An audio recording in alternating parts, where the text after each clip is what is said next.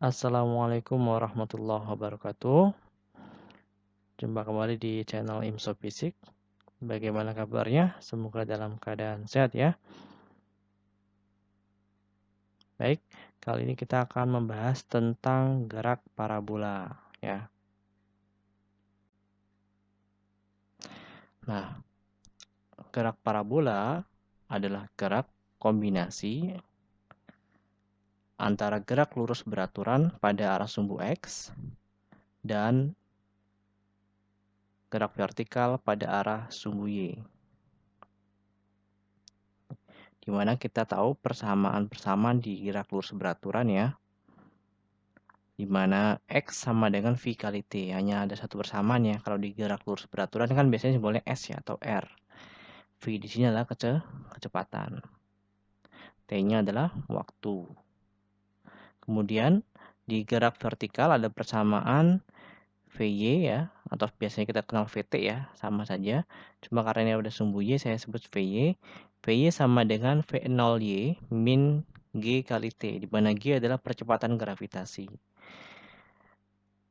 Kemudian persamaan kedua ada VY kuadrat sama dengan V0Y kuadrat min 2GH ya. Di mana H-nya adalah ketinggian. Dan rumus ketiga, H sama dengan V0Y kali T min setengah GT kuadrat.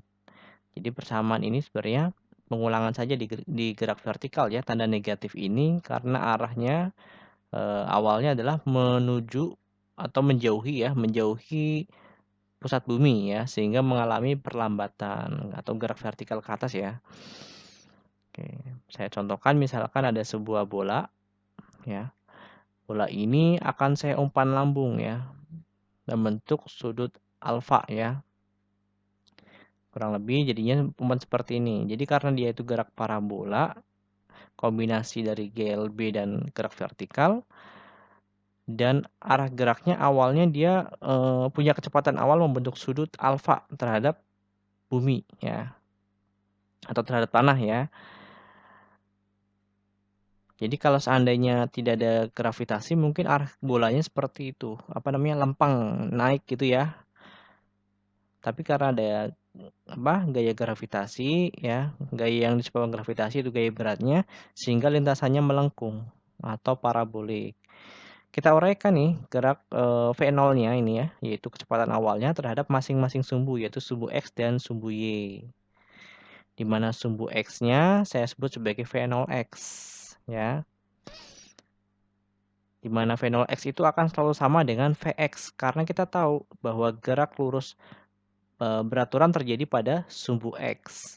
Jadi setiap saat kecepatannya selalu sama ya.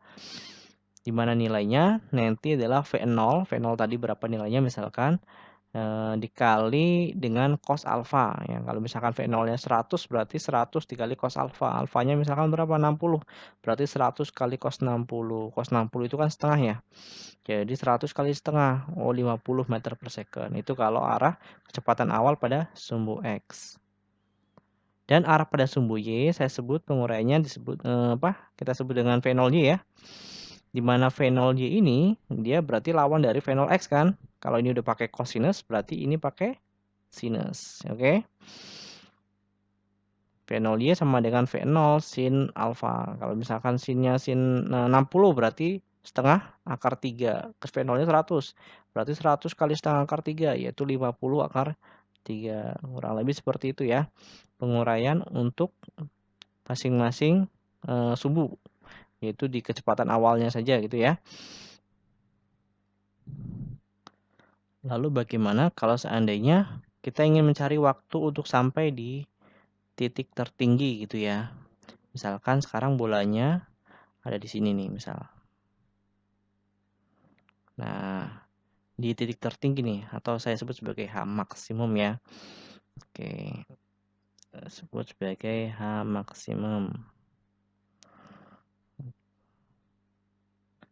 H maksimum. Oke. Nah.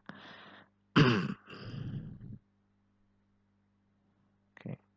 Jadi H max titik tertinggi ya. Untuk mencari waktu yang dibutuhkan bola ini sampai di titik tertinggi, maka kita punya asumsi bahwa ketika dia diperlambat terus-menerus, maka di titik tertinggi kecepatannya adalah 0. Ya, kecepatan di sumbu Y-nya bernilai 0. Ya, sehingga di sini dapat saya tuliskan bahwa VY-nya bernilai 0 di sini ya. VY bernilai 0. Oke. Kita gunakan persamaan ini nih ya. Nih. Oke. Jadi saya tuliskan di mana VY ya sama dengan V0Y. Nah, V0Y-nya saya ganti dengan apa nih? Dengan ini nih ya. V0 sin alfa. Jadi V0 sin alfa dikali dengan dikurang GT gitu ya. G kali T. Pindah ruas ya. Karena VY-nya 0, saya tulis saja 0 gitu ya. 0 sama dengan V0 sin alfa dikurang GT. Atau G kali T ya sama dengan V0 sin alfa. Sehingga buat nyari T, buat titik tertinggi ya, saya sebut sebagai TH max itu ya. THM ya. Maka nilainya adalah V0 kali sin alfa dibagi dengan G. Ini adalah waktu yang dibutuhkan untuk mencapai titik tertinggi ya. Ingat waktu ya, bukan titik tertinggi tapi waktunya. Saya kasih tanda ya. Nah, saya kasih keterangan di sini bahwa THM ya, THM adalah waktu gitu ya untuk sampai titik tertinggi di ketinggian maksimum ya, atau di tinggi maksimum, atau titik tertinggi aja deh ya, titik tertinggi. Kalau waktu satuannya apa? Waktu satuannya second atau detik ya. Oke. G itu percepatan gravitasi ya. Dimana nilainya kalau nggak diketahui nilai 10 meter per second kuadrat ya. Kalian bisa buka kembali di gerak vertikal ya di video saya yang sebelumnya. Nah, berikutnya kalau seandainya kita ingin mencari waktu yang dibutuhkan untuk sampai di jarak terjauh misalkan ya. Jarak terjauh berarti di mana? Di sini ya. Oke, jangkauan maksimum nih di sini. Oke, saya sebut ini sebagai X maksimum, ya enggak?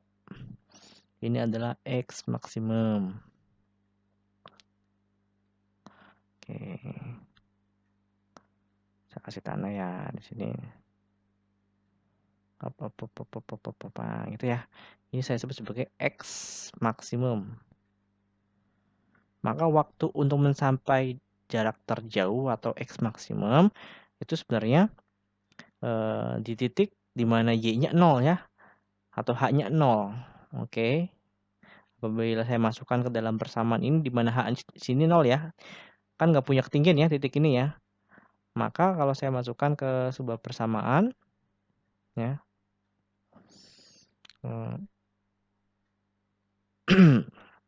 H-nya 0 gitu ya. Nah,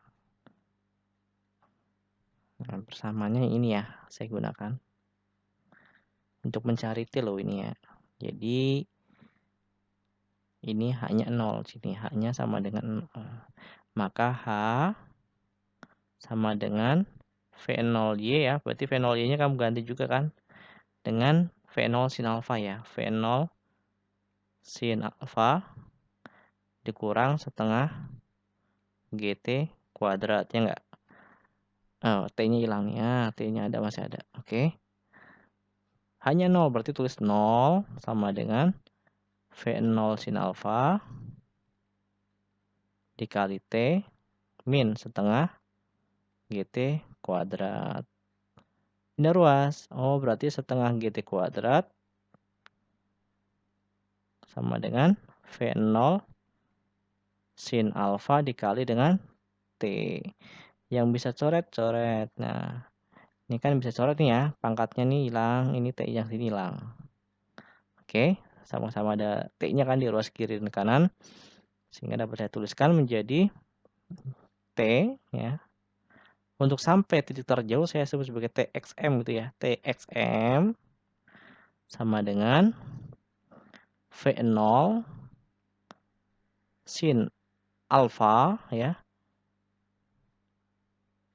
per gravitasi dikali 2. Jadi 2 kalinya gitu ya. Oke. Ini persamaan untuk mencari waktu di jarak terjauh. Oke, saya kasih keterangan ya. Di sini bahwa yang namanya TXM adalah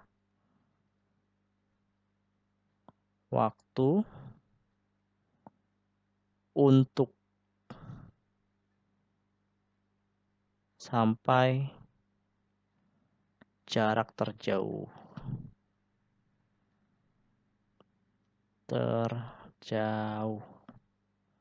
Gitu ya. Coba deh kalian juga nggak di sini. Ini THM V0 sin alfa per G. Sedangkan di sini TXM 2 kali V0 sin alfa per G.